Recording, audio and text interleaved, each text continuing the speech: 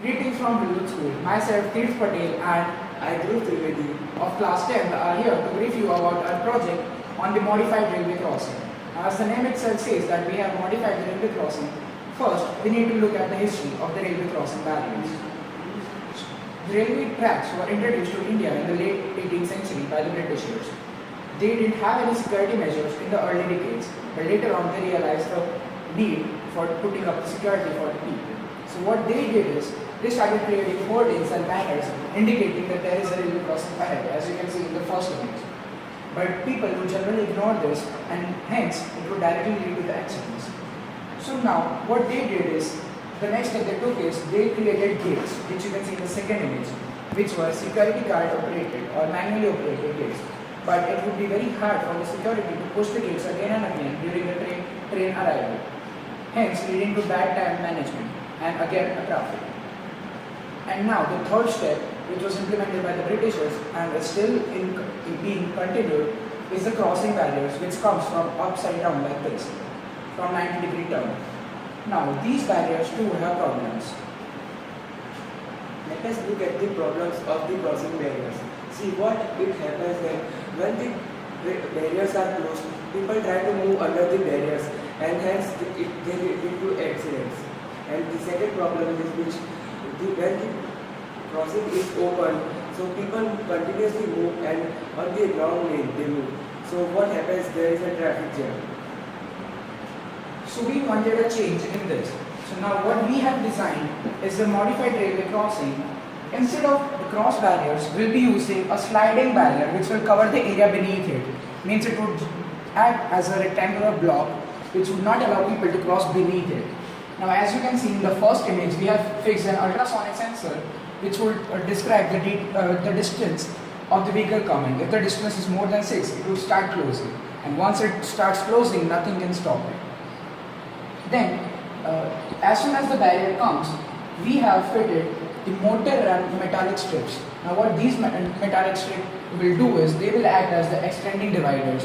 So when the barrier comes over like this, these motors will automatically start and extend the dividers till the area towards the barriers. But what if the automation fails? Now here we have decided a backup plan also. Now this backup plan was also used in the ancient times. This was a pulley method. So now what we are doing is, a security guard will be hand operating these barriers. Now as you can see, the guard will rotate this pulley and the barrier will come off. And along with the barriers, the dividers too will come along. Now as soon as the barrier comes back, the dividers will stay on their position, ensuring that no one tries to cross on the wrong side. Alright?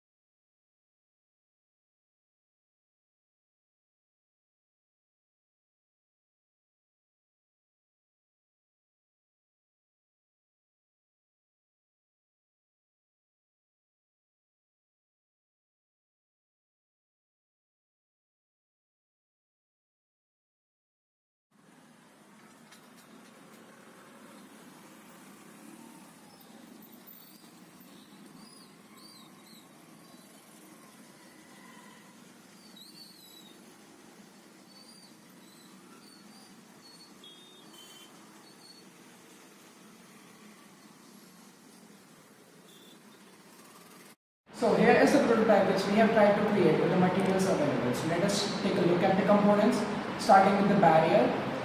Then we have an ultrasonic sensor which is connected to the main engine or the motor section of the barrier.